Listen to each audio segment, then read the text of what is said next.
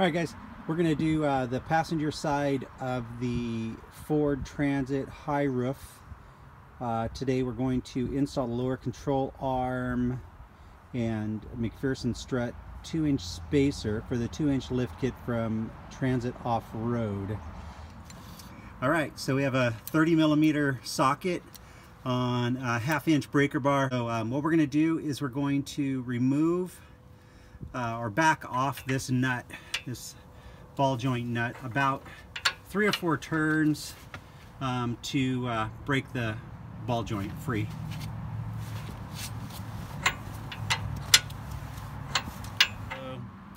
We're going to take this 3/4 inch steel bar and we're going to place it right there. And with pressure on that ball joint pushing up, we're going to smack this thing. So we smacked it with a hammer, and we're going to remove the jack now because we've released the ball joint from the lower control arm. The ABS sensor and the bracket that ties it on there, we're going to remove that. On the back side of that, there's a little red clippy clip. Okay, so removing the ABS sensor from the hub there, and then you just want to kind of tuck this out of the way, wherever you can tuck it out of the way. And then you're going to remove the sway bar bracket that's right here. It's also another 18. Okay, so you're going to take a 6mm Allen and an 18mm wrench. You're just going to hold the bolt portion while you remove the nut portion off the sway bar link. This keeps the bolt portion from spinning. Okay, so now we're going to look back in here and remove the tie rod end bolt. It's located right here. It is 21mm. It holds the tie rod to the steering knuckle. And we're going to use the impact wrench as well and break that free. All right, now we've got that at the top there. Going to just leave the nut in place, and we're going to give it a little love tap from the top, and that releases the tie rod end from the steering knuckle. Okay, so we're going to remove the caliper.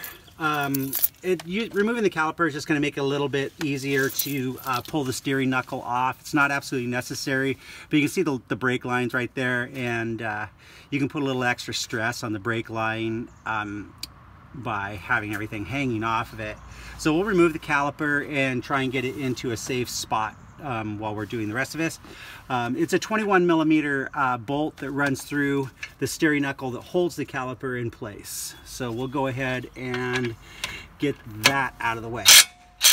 All right, so we're just going to take the caliper and using a little bit of baling wire or bungee cord, whatever you got, and just take and hang that thing up out of the way, taking stress off of the brake line. Okay, so now we're going to remove that 30mm nut from the bottom of the ball joint. And this, okay, so we're going to pry down on the lower control arm here and release that ball joint out of there, just like that. Then remove the 18mm bolt out of the steering knuckle that holds the McPherson strut to the steering knuckle, and pull the steering knuckle off of the strut. Now this is where having a friend handy to get inside the van, under the dashboard, where the 3 nuts that hold the top of the McPherson strut in place are. Okay, so through the glove box on the passenger side, and in the corner under a block of wiring is the top of the McPherson strut. 3 nuts in there. We've removed 2 of them already. We've got the last one to do. Okay, with the nuts removed from the top of the strut, you can now drop the strut out from the top, and that's where you need an assistant, is to loosen up those nuts while you're holding the strut, because there's nothing to support it. If you don't support it, it's just going to fall out of the van and potentially damage the strut. So make sure you have the help of somebody else. And yeah, now we'll move to adding the 2-inch spacer from Transit Off-Road to the top of the strut. Okay, so this is the 2-inch spacer. This is going to take up the additional room at the top of the strut. Because you're adding length to the lower control arm, you need to add the height so the suspension works all properly. So we're going to use the stock 15 millimeter retaining nuts back on top here to hold the spacer into place.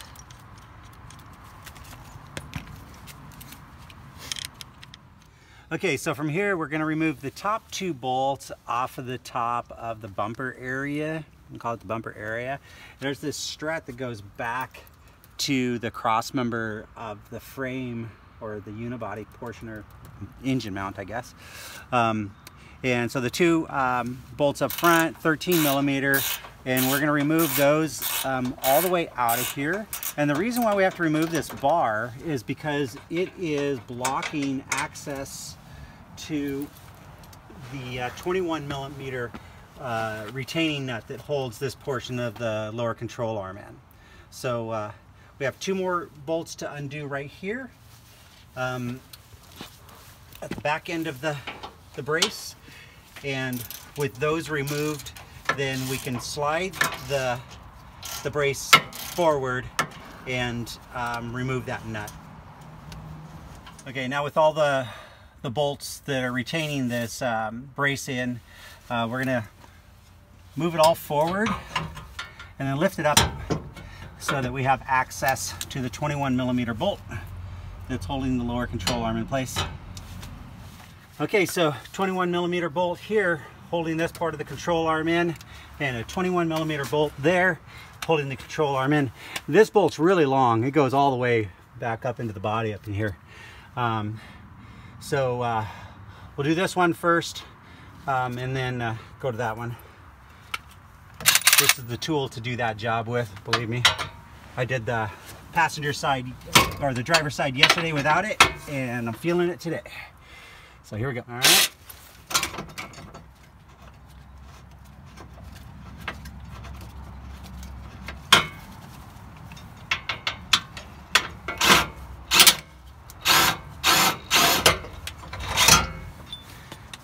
There you go. Okay, again, we're going to take out this long bolt at the back, 21 millimeter on the impact wrench. So this is where the breaker bar comes in handy.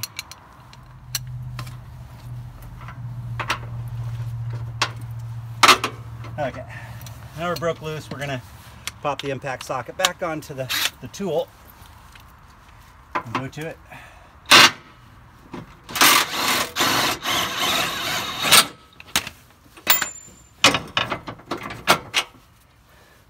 Look at that thing. It's gigantical.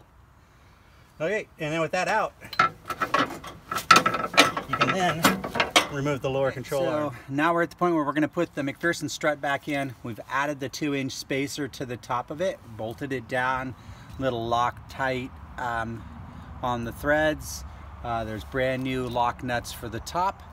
And so with the help of a friend, I'm going to lift this, put it up into the socket up here in the frame where it is bolted down, and then my assistant is going to put the nuts on top of it so that we can tighten them up and move forward on the rest of it.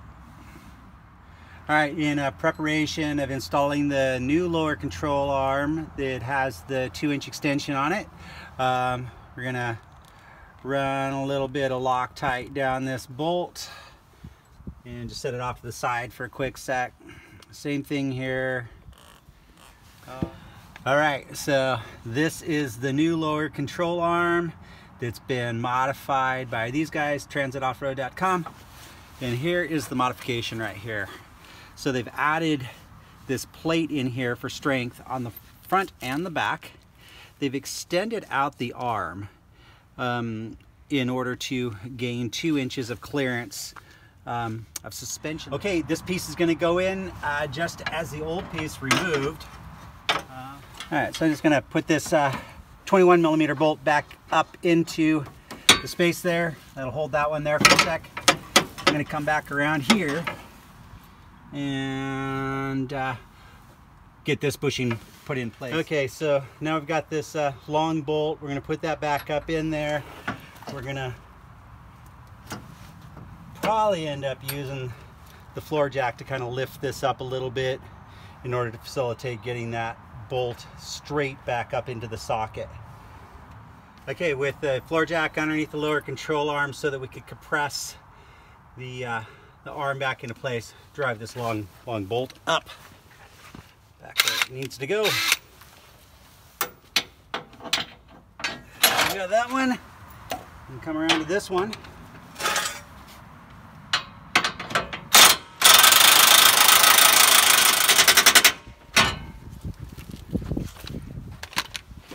And voila!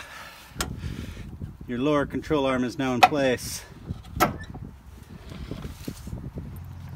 Okay, so now we're going to reinstall the steering knuckle back onto the strut. Pretty heavy, so best without the caliper on it. And pick it up. Okay, so that's up there. Put a little bit of Loctite on the bolt earlier, and get that run through there. Now we'll just take the impact tool and tighten that back up. Okay, so steering knuckle is now attached back to the strut. Okay, so prying down on the control arm through that hole again to drop the ball joint in. You're gonna have to kind of press a little bit to get it over there to swing over, but it'll swing over. Just make sure it's tipped towards the van in its ball position. It's tipped forward towards the van, so it just slips into the seat. Now with the floor jack, just go ahead and lift the ball joint into place. It'll fall into the socket. Okay, so this 30mm nut, yeah, it just goes on the bottom of the ball joint. Put that on there. All right, now we're going to take the caliper, take it out of its safe place over here in the corner. We're going to pop it back onto the steering knuckle over the top of the rotor there. And reinstall these 21mm bolts. Here we go.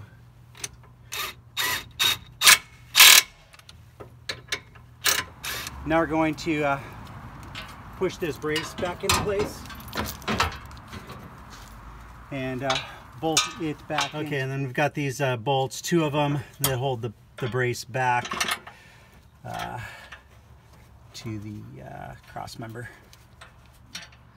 Okay, we're using the floor jack underneath the lower control arm to compress the suspension back up into the air so that we can reattach the tie rod and the sway bar link. So the steering tie rod end just goes back up through the knuckle. It's also a tapered fitting.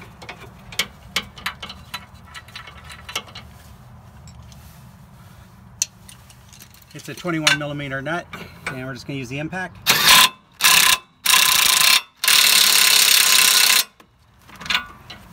Alright, we have that back on.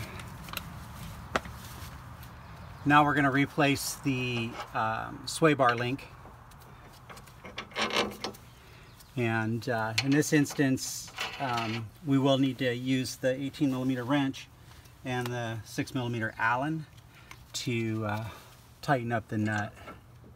So basically you slip the 18 over it, hold the bolt portion of the link. The ABS sensor will go back onto its mount on the strut as well. Just mount that up there. And now we're just going to reconnect it. Make sure it doesn't pull out. And that's your ABS sensor bracket, and that going back down to the ABS sensor and the steering knuckle. Okay, so that completes the installation of the Transit Off-Road 2-inch suspension lift. Lower control arm, and at the top of the strut is an aluminum spacer. All done.